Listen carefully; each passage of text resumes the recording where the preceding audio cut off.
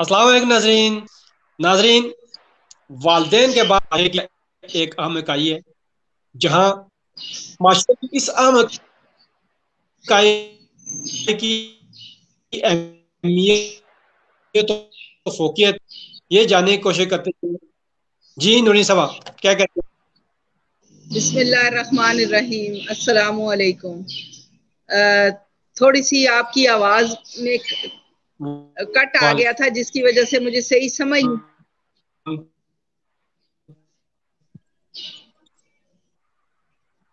अच्छा, मैं जी क्वेश्चन दोबारा दोहराऊं।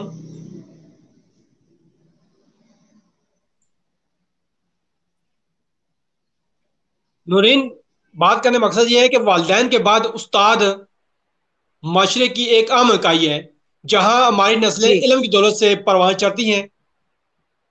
माशरे की इस अहम इकाई की अहमियत और फोकियत एक क्या कहती हैं? बिस्मिल्लाहिर्रहमानिर्रहीम। वालदैन अगर दुनिया में लाने का सबब है तो उस्ताद फिर उसकी रूह को निखार कर रूह आसमानों पे जाती है, जिस्म नहीं जाता। बात यह है कि बेशक। मैं आज के माशरे को देखती हूँ तो आज जो उस्ताद की इज्जत है वो उस तरह नहीं है जैसे हमारे दिलों में थी, है और रहेगी। और वो उस्ताद भी उस्ताद थे। मेरे जो कुरान पाक की जो उस्तानी साहिबा हैं, मासी जी, जिनको हम मासी जी कहते थे, उनकी बात करूंगी सिर्फ। वैसे तो हमारी जिंदगी में कॉलेज लाइफ में, यूनिवर्सिटी, बहुत सारे उस्ताद आए, स्कूलिंग में, लेकिन मैं सिर्फ मासी जी की बयान करूंगी बात। तो उन्होंने अपनी गली मोहल्ला अमरपुरा, रावलपिंडी का एक मशहूर मारूफ मोहल्ला है मरी रोड के साथ, मोहल्ला अमरपुरा, वहां पे हमारी रिहाइश थी। और हमारे घर से तीसरा घर मासी जी का था और वो बच्चों को कुरान पाक पढ़ाती थी, और गली के बच्चों को। और वो हमें मारती भी थी जब हम सबक नहीं याद करते थे, लेकिन उन्होंने कुरान पाक की मोहब्बत हमारे दिलों में डाल दी और उन्होंने माशाल्लाह। रसूल करीम की मोहब्बत हमारे दिलों में डाल दी। और उन्होंने अपनी लाइफ में उनके अपने बयान के मुताबिक मोहल्ले उमरपुरे के 2500 बच्चों को 23 सालों के अंदर कुरान पाक पढ़ाया। तो मैं भी उनकी एक अदना सी शागिर्द हूं। तो मैं उनकी लाइफ का एक छोटा सा वाकया भी बयान करती हूँ और फिर आगे अपनी बात को बढ़ाती हूँ। जब वो हमें छुट्टी देती जी थी जी। 4 से 5 के दरमियान, उनके सेन में बेशुमार बच्चे बच्चियां, एक शोर होता था दरिया जैसे बह रहा है, वो पढ़ रहे होते थे दबादब। तो वो एक सोटी उनके पास होती थी, एक डंडा दिखाने के लिए। कभी कभी हमें पढ़ भी ठीक। जाता था, मुझे तो खैर डंडे पड़ते थे। तो बहरहाल जब छुट्टी होने का वक्त होता था तो वो कहती थी सब बच्चे मिल के दुआ करें कि मैं खाना आप लोगों के अब मैं खाना काबा जाऊंगी ना तो मुझे वहां पे मैं मर जाऊं। तो मासूम से जहन होते थे, तो उस वक्त हम यही, मैं तो कम से कम दिल में ये कहती थी कि हाँ अल्लाह करे मासी जल्दी कब जाएगी खाना काबा मर जाए। कि मैं जाहिर है जरा जो शरारती बच्चे होते हैं तो सब बच्चों से वो हाथ उठवा के ये दुआ करवाती थी। तो ऐसा हुआ कि फिर जब तकरीबन 24-25 साल के बाद जब वो हज पे गई तो वो बे औलाद थी। तो वो मोहल्ले वाली खवातीन के साथ एक ग्रुप जो है वो गया मोहल्ले अमरपुरे का। तो वो सब बच्चों ने अपनी अपनी हस्बे इस्तात उनकी खुशी से, मेरी भी शादी को तकरीबन 10 साल हो चुके थे उस वक्त, तो खुशी से हम लोगों ने जाके गिफ्ट भी दिए, पैसे भी दिए। तो वो 22-23 दिन लंगर चलता रहा मोहल्ले अमरपुरे में। वो क्योंकि पैसे बहुत ज्यादा हो गए थे, सब बच्चों ने, जो 2500 बच्चा था अपनी अपनी लाइन में फिट हो गया था, तो उन्होंने जब मासी जी को पैसे दिए तो वो इतने ज्यादा पैसे हो गए कि वो लंगर चलता रहा, वो खाना पकता रहा, और उन्होंने कहा मैंने कौन सा वापस आना है।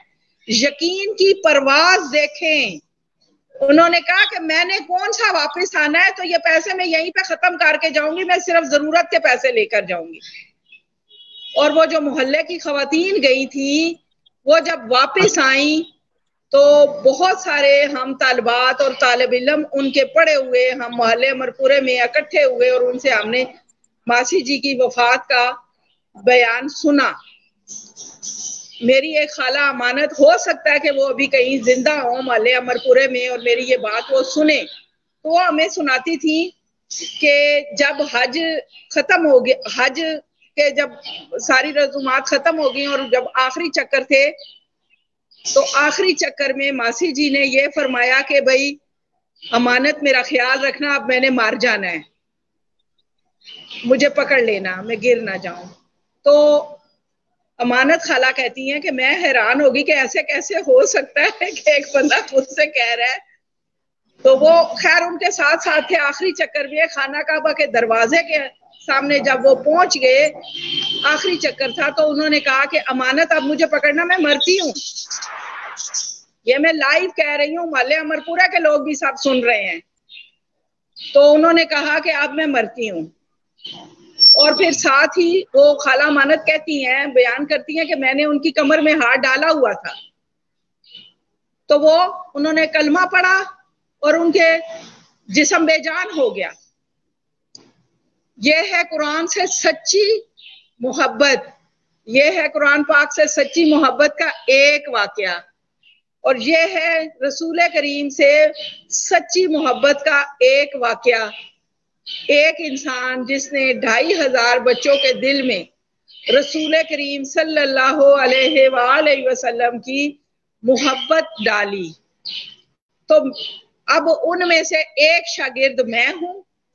मेरे दिल में चूंकि कुरान पाक की मोहब्बत है, इसलिए मैं ये करती हूं कि मेरी जिंदगी गरीबाबाद के इस इलाके में गुजरी। मैं गरीबाबाद को इसलिए भी नहीं छोड़ती। जिंदगी में बहुत दफा मौका आया कि मैं यहाँ से कहीं बैरून मुल्क चली जाऊं, कहीं मेरे बच्चों ने कहा, जब बच्चे बड़े होने लगे, उन्होंने कहा कहीं इस्लामाबाद शिफ्ट होते हैं, सैटेलाइट टाउन शिफ्ट होते हैं। तो मैं इसलिए भी गरीबाबाद से शिफ्ट नहीं होती कि मैं यहाँ पे काम करती हूँ अपनी आखिरत के लिए।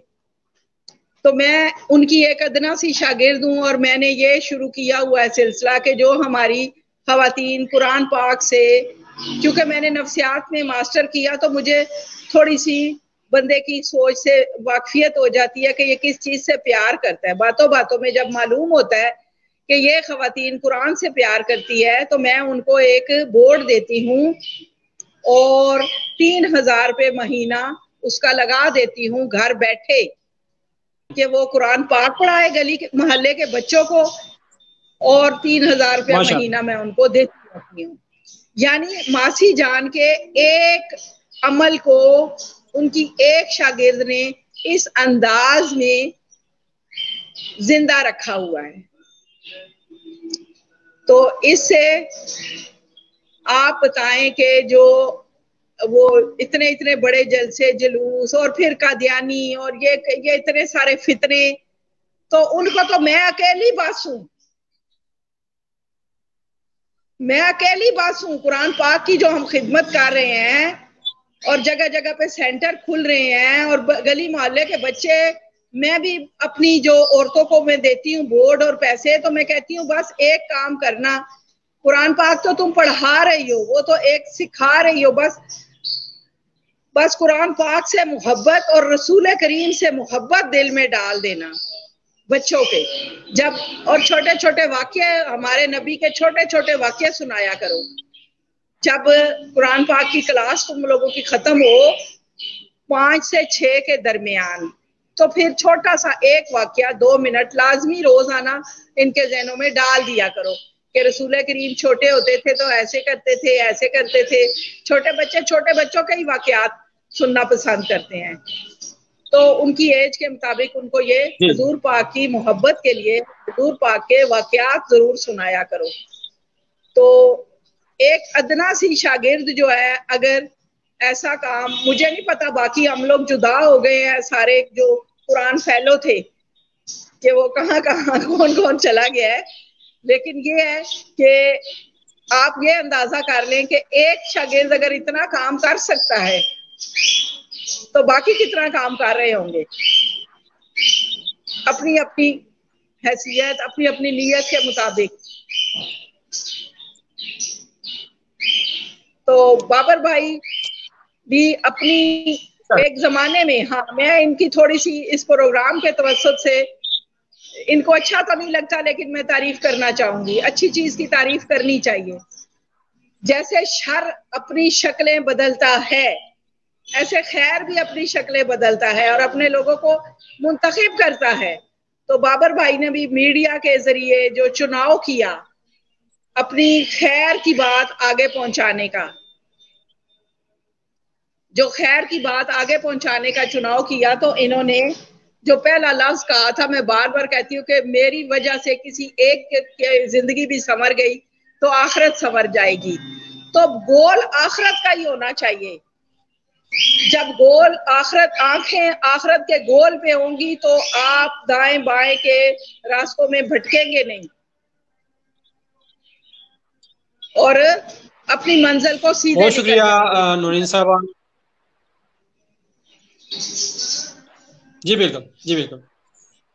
नूरीन साहबा, नाजरीन इस पे कुछ शक नहीं कि वालिदैन के बाद उस्ताद माशरे की एक आम है जिसे माइंड का एहतराम दुनियावी दुनिया से। तो सब आपका बहुत शुक्रिया। नाज़रीन।